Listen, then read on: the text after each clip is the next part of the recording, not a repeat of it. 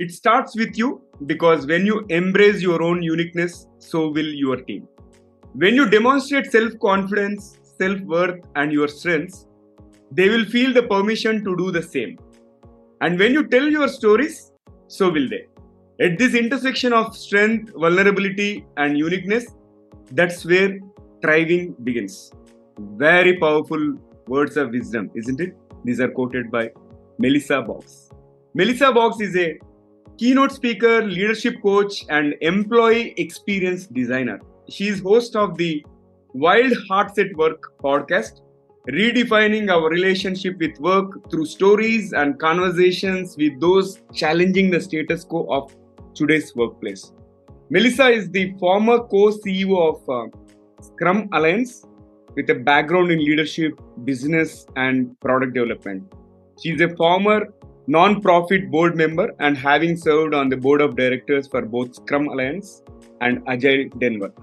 She was privileged to present at the 2020 World Business and Executive Coach Summit and at the 2021 Women Tech Summit, and has been featured in Business Coaching, Business Agility, Emergence, and Authority magazines. In fact, we are privileged to have her as a guest in today's episode. So before we get into the episode, folks, this is the Guiding Voice podcast series, The Guiding Voice for a Better Future. I'm your host, Navin Samala, just a fellow professional and a passionate learner on a mission to make the world a better place to live. Through The Guiding Voice, we drive conversations that matter and conversations that add value to your life and to your career. Thank you so much for tuning in. And Melissa, I'm super thrilled to invite you to the Guiding Voice podcast and really excited. Hearty welcome to the Guiding Voice. Thank you for having me. This is going to be so much fun.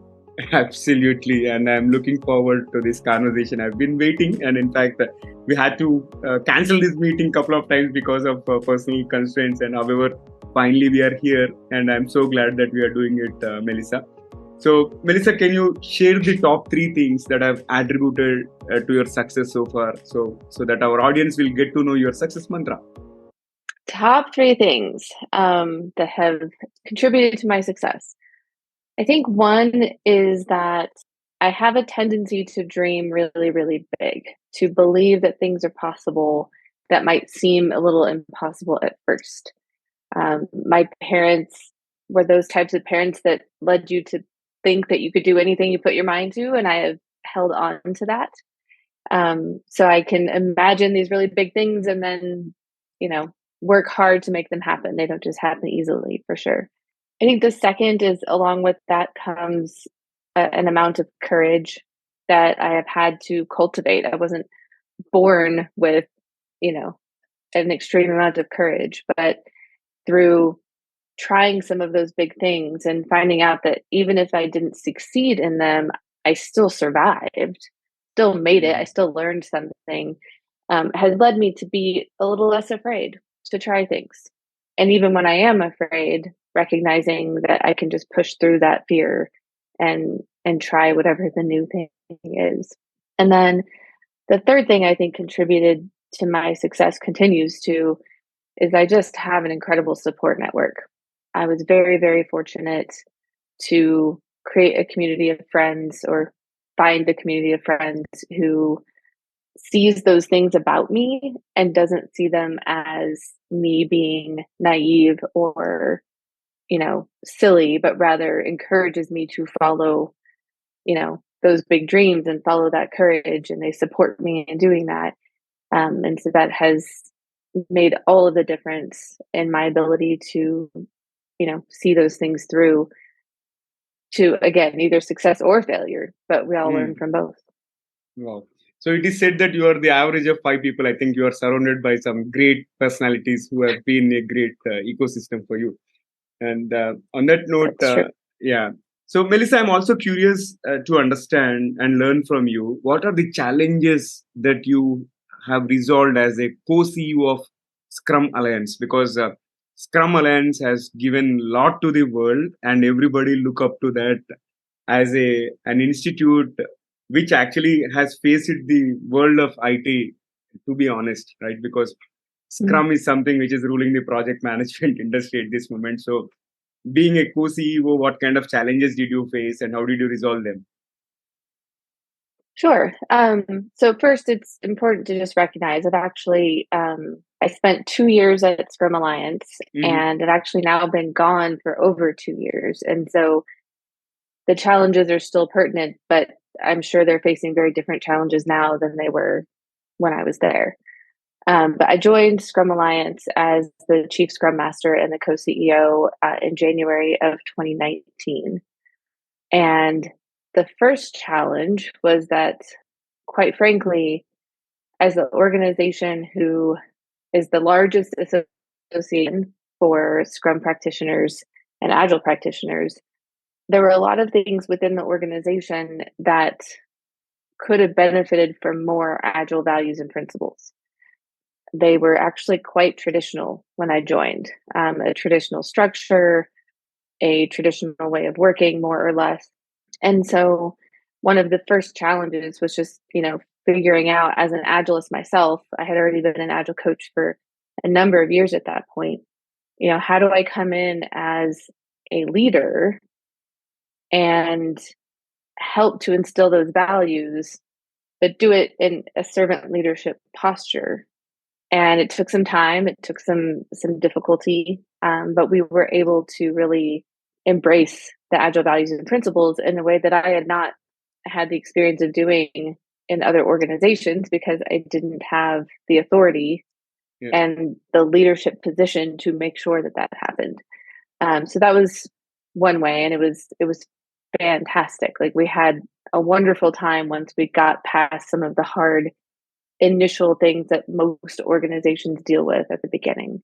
And then I'll say that the second and third challenges are probably just a double challenge, which was that I was also there for the entirety of 2020, which meant that in March of 2020, we were canceling the Scrum gathering.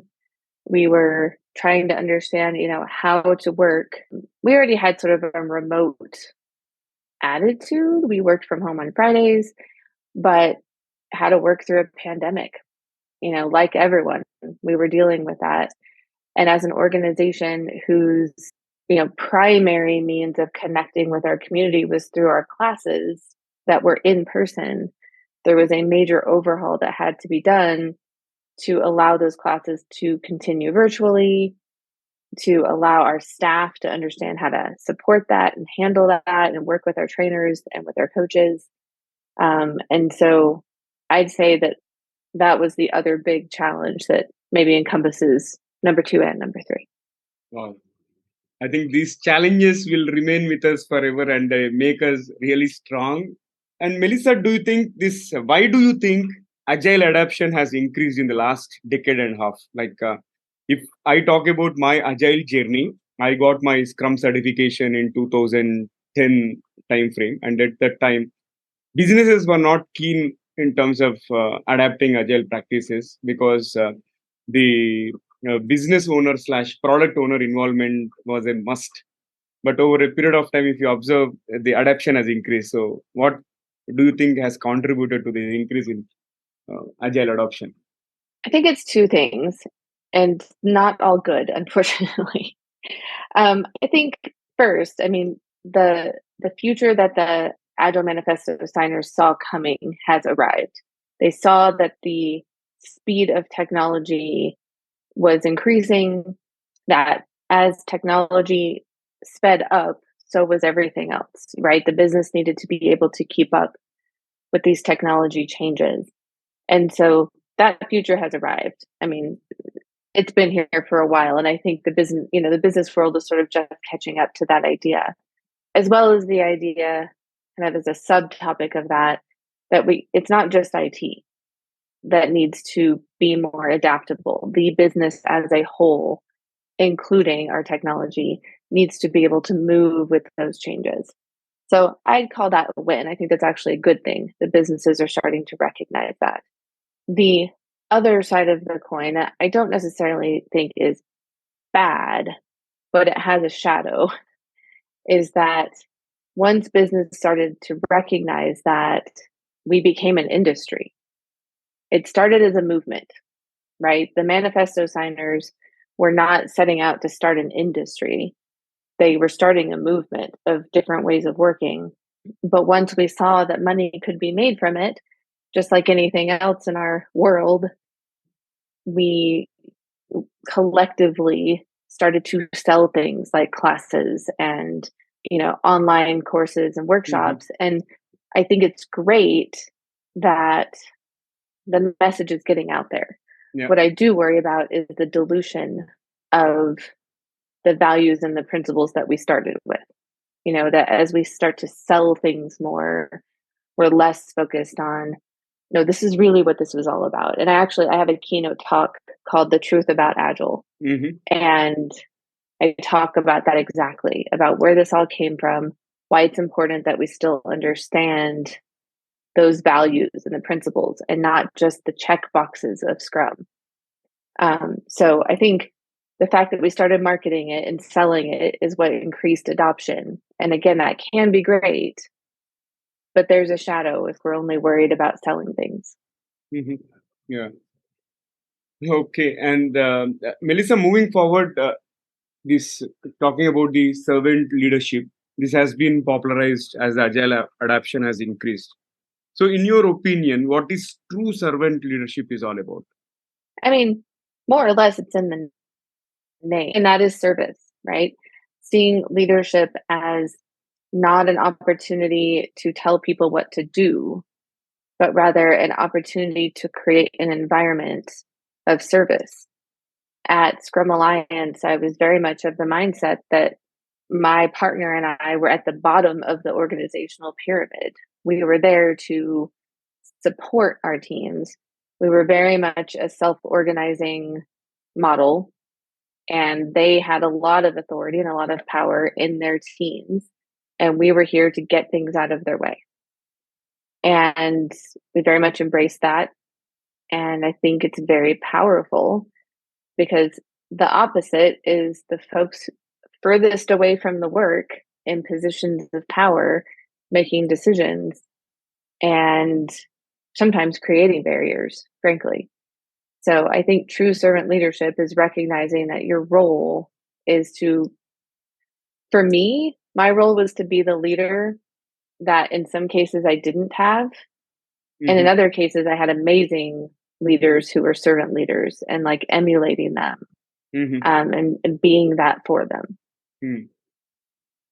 Be the leader you wish you had.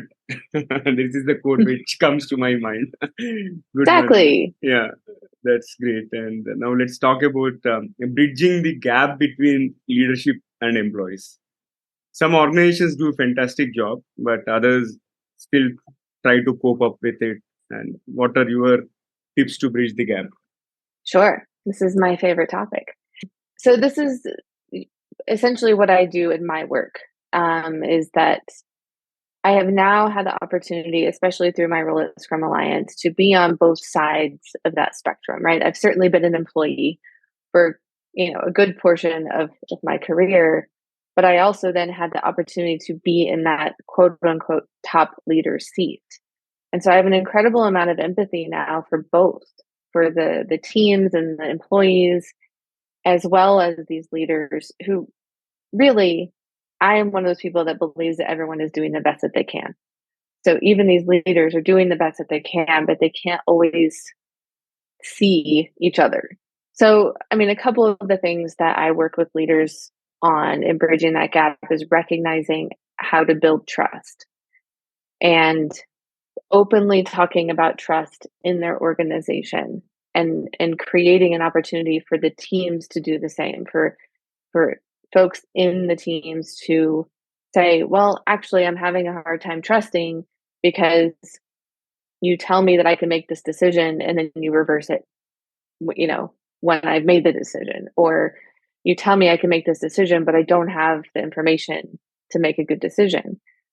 And the more that we can openly have those conversations, we are all just humans.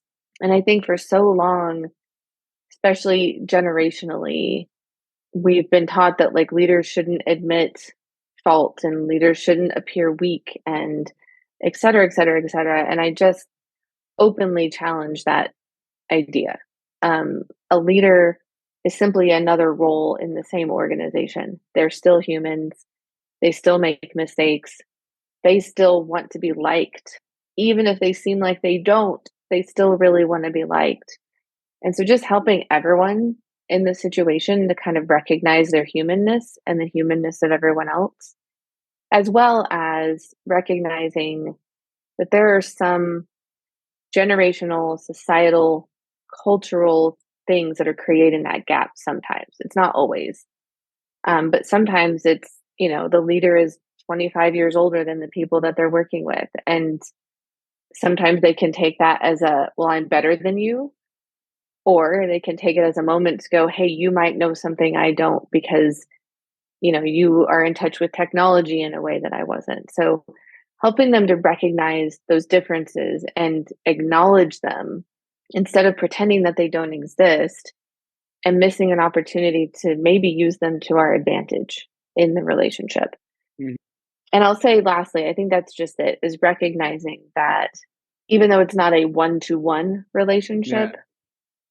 teams and leaders have a relationship, and those relationships need to be cultivated the same way that a one-on-one relationship would.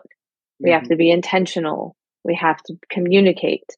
We have to build trust. Like, it's all a relationship Mm. because, again, we're human. Yeah.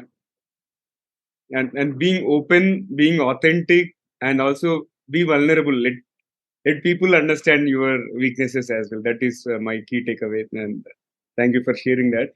Melissa, can you also talk about what companies should do to design this employee experience? Because two buzzwords in the industry today are customer experience and employee experience, right? So Sure. you have been doing a lot on this employee experience part. So please share with our audience. Sure. So, in my mind, it's very much related to what we were just talking about. Understanding as a leader Hmm. that when an employee comes into my organization, no matter what I do, they're going to have a human experience here, right? They're going to have the experience of being on my team, working with their peers, serving the customer, and recognizing that in that experience, there are things that they need in order to perform well, but most importantly, to have a very human, good experience. And so when I talk about designing employee experience, I actually have a model that I designed that I use with leaders to talk about the things that employees need in that experience. And they're not what we always think about. They're not, you know, ping pong tables and snacks in the kitchen, although that's really nice. Hmm. But what people want is they want to do well, right? I don't know very many people, if any, that come to work and are like, yeah, I just want to like hang out until the day's over and hope I still get paid. Like, people want to do well at their jobs. And to do that, they need context. They need clarity. They need the ability to hone their craft, whether that's marketing or coding or whatever. And they need choice to some degree, to whatever degree that that leader can allow that choice and the org can allow that choice. And if you get really high up on the pyramid and like really want to give them an incredible experience, employees benefit a lot from co-creation, from being able to co-create their role, being able to co-create the org itself, like how are we going to work together as a team. All of that co-creation helps them to be not just more engaged, but to have a very human experience as opposed to a robot experience where we Hmm. just expect them to, show up and do what we say. So those are the types of things that I work with leaders on when I'm coaching, Hmm. and I speak on when I'm speaking. Is those are the real things people need. It's Hmm. not ping pong tables and Yeah. snacks in the kitchen. Realizing that we are all humans and adding that human element to these conversations. Wonderful. And Melissa, like you have done a lot of certifications, and out of those, the things that grabbed my attention are this DTL, Day to Lead Trained, and then TBR, Training from the Back of the Room, and CLP, which is Certified Less Practitioner. So, can you shed some light around these certifications and who can opt for them? Sure. So, starting with Dare to Lead. So, Dare to Lead is actually a book written by Brene Brown, and it's taking a lot of her work from her research into vulnerability and courage and then applying it to the workplace. The book is incredible. I've done a number of book clubs with teams at organizations, but there's also a class, and I actually took the class twice. I went to a public course by myself, like with a bunch of people I'd never met before, and I so thoroughly enjoyed the class Mm-hmm. that I actually asked those same facilitators to come to Scrum Alliance, and our entire company, there's like 60 of us at the time, did the class together because I felt that the courage and vulnerability piece was so important, especially to where we were at the time in 2019. So that's Dare to Lead. So I'm not certified to teach it, but I'm just called Dare to Lead trained because I've taken the course.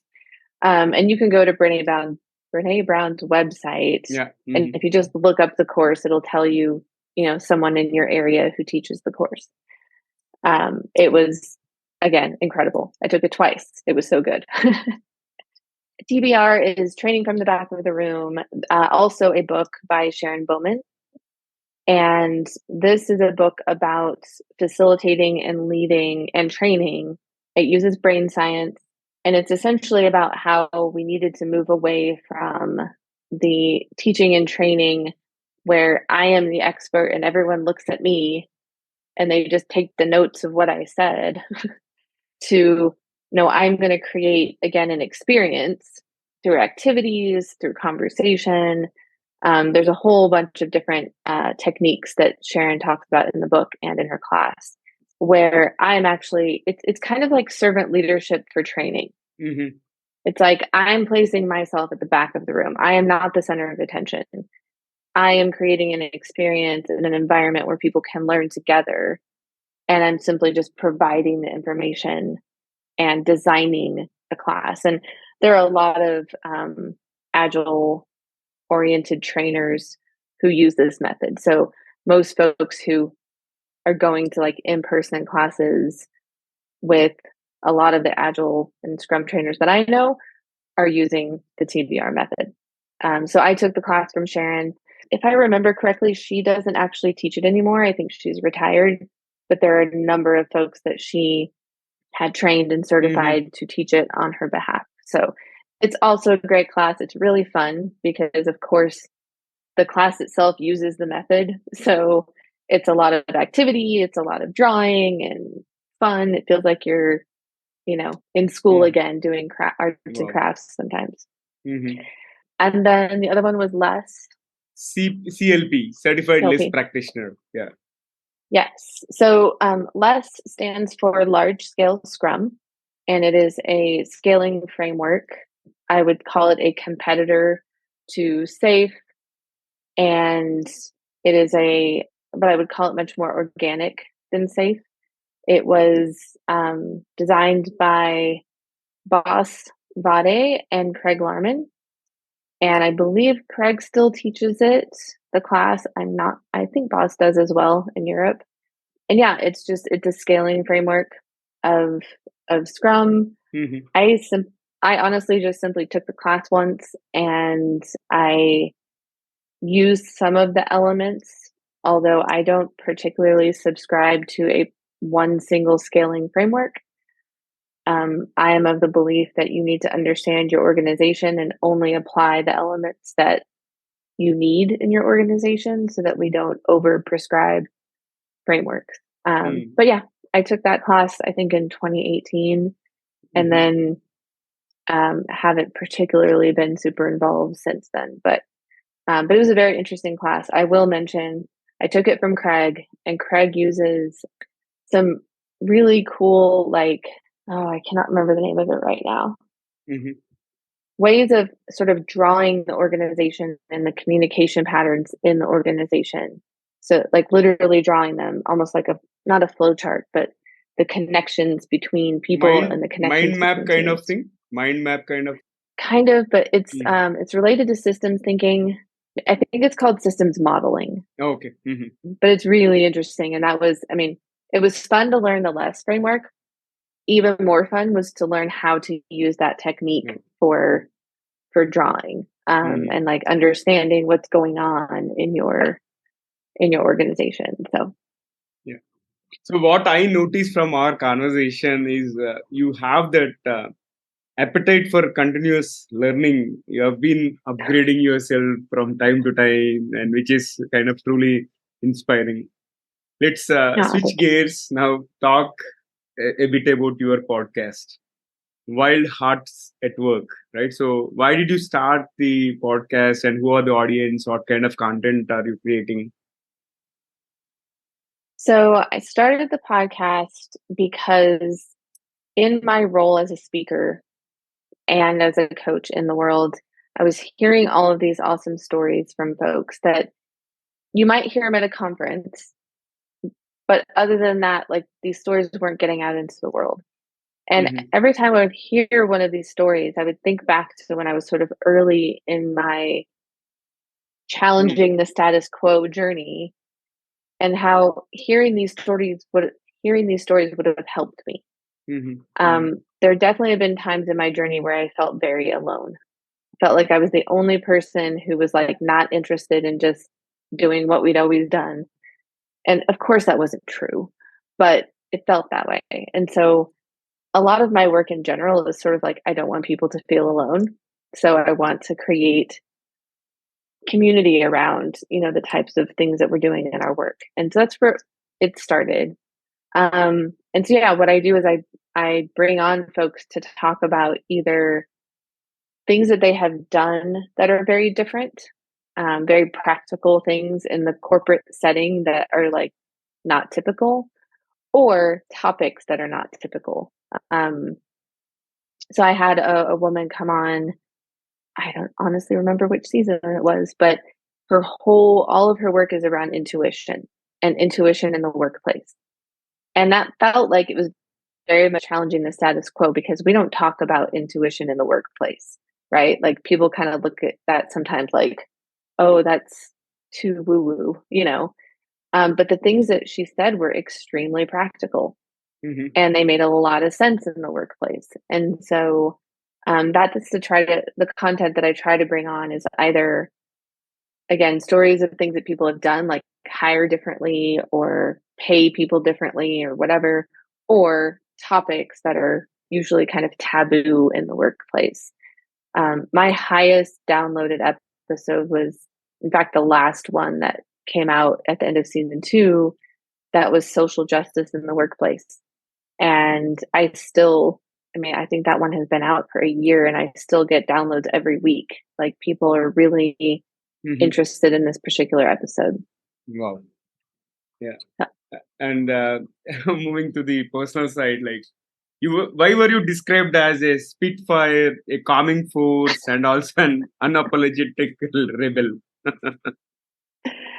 Oh my. So those were three different people. I have that in I think my LinkedIn profile because I thought it was kind of hilarious that in the span of it was probably the same month and I don't even Mhm. remember. It's been a couple years ago now.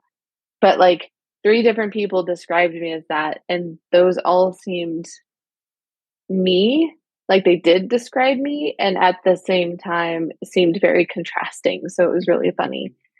Um I Spitfire. I mean, when people talk about a Spitfire, I think they just talk are meaning to describe someone who is like really dynamic and like challenging things. And I don't know. Sometimes I think people mean that I'm hard to handle. I, again, was raised by parents. This kind of relates to unapologetic rebel too. Like, I was raised by parents who led me to believe that anything was possible. Mhm. And so, in fact, I have like an averse reaction when someone says, well, I don't think that can be done. I'm like, I will show you it can be done. And so I think that's where some of that comes from. Like, I'm just unwilling to accept things at face value if they're not good for people. Hmm. And so, if someone tells me, like, well, this is the way we've always compensated people and this is just the way that it is, I'm probably not going to accept that. I'm not rude or disrespectful about it, Mm-hmm. but I believe that like we wouldn't have the advances we have now if people before us had just said, "Oh, well, that's the way we've always done it. I guess it can't be done a different way," you know? Um, but that said, the calming force part is, I am quite good in a crisis. When we hit the pandemic, at the beginning of 2020, I just felt my like, emergency mode check on. I become very calm. I become very even, and I am able to kind of like navigate through a situation and then sort of, it's not that I am denying my emotions, but I'm able to kind of like hang on to them and help through and then, process a little bit later. And so I think people find it funny that I can kind of be both of those people at the same time, but we're complex. We are very complex people. Yeah, quite interesting stuff and great conversation so far. Melissa, I would like to kick off a quick rapid fire round just to add some spice to the episode and also audience get a chance to know about personal side of you. Are you ready? I'm ready. That's the spirit. Let's go ahead. And here comes the first question. If you could have one gigantic billboard anywhere with anything on it, what would it say? Just do the next right thing. Just do the next right thing. Super. And on a scale from 1 to 10, how good are you when it comes to keeping secrets? Okay, I have to actually like divide this. It'll be fast. But I am really like on a scale of 1 to 10, I am a 10 when it comes to keeping like people's personal secrets that they've trusted me with, right? On a scale of 1 to 10, I am terrible at keeping like good, happy surprises. Like my kids will like get their birthday presents 2 days ahead of time because I can't keep the secret because I'm so excited. But I am very good at keeping my friends like trust. Very interesting. And can you describe yourself in just one word? Hummingbird. Hummingbird. And what is the weirdest thing that you have ever eaten so far?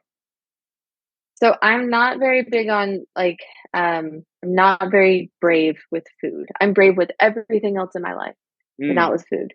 So I would say that the weirdest things that I've eaten are just like normal things combined. So for instance, I'm going to get so much like grief for this, but I put ketchup on my spaghetti. Like it'll have like regular tomato sauce on it, normal, but I will also add like a little bit of ketchup because that's what my mom did. And I just like, it's what I do. Okay. And what is the first thing that you notice about someone when you meet them? Their eyes.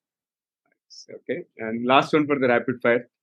Given a chance to invent an electronic gadget, what would you invent? Or if you want to see an electronic gadget, what would it be? I want teleportation. So I want the gadget that they had, oh my goodness, in Star Trek that would like, they would tap a button and then they would just like appear at, the place that they were like, or maybe they had to tell the computer, but like appear at the place that they wanted to be like that. I want that.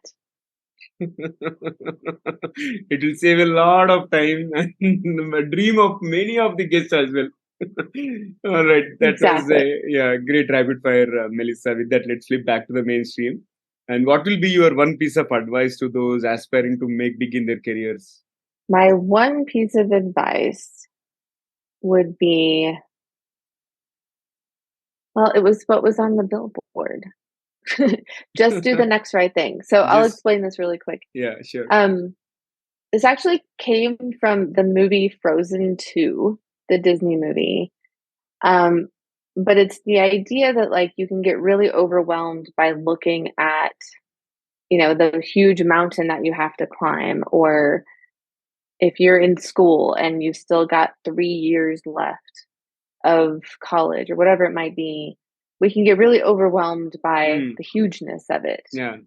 And I really embraced this at the beginning of COVID, where it was like, it seemed like there were so many things we could do and so many things that we should do. And especially when things are very uncertain, you're not even sure where to start. And so sometimes the next right thing was as small as sending an email to ask a question, or it was as small as making a phone call, and then when you do that thing will sometimes tell you what the next right thing is, right? But you just focus on taking that one step. Yeah. Because we can become, as humans, like paralyzed by the immenseness of, whatever problem that we are trying to solve. And that has become like it applies not just to work, it applies to everything.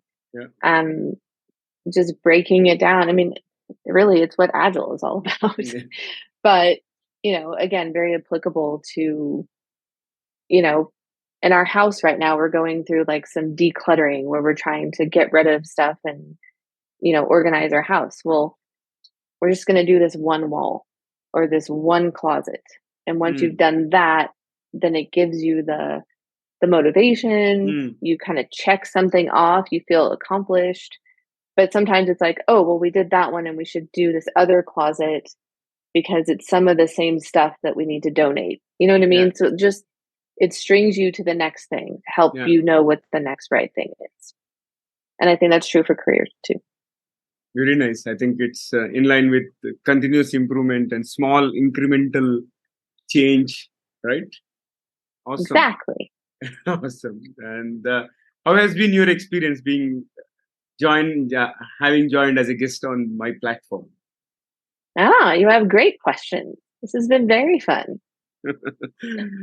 I resonate with you, and thank you so much. I enjoyed the conversation. A lot of insights which will stay with me for quite a long time, and you're truly an inspiration. Thank you so much, Melissa. Thank you for your time and all the insights. Really appreciate it. Thank you. Thanks for having me. Pleasure to host you. And friends, that was our conversation with Melissa Boggs. And before we move into the trivia section, here is a request to you. Please subscribe to us in case if you haven't done already.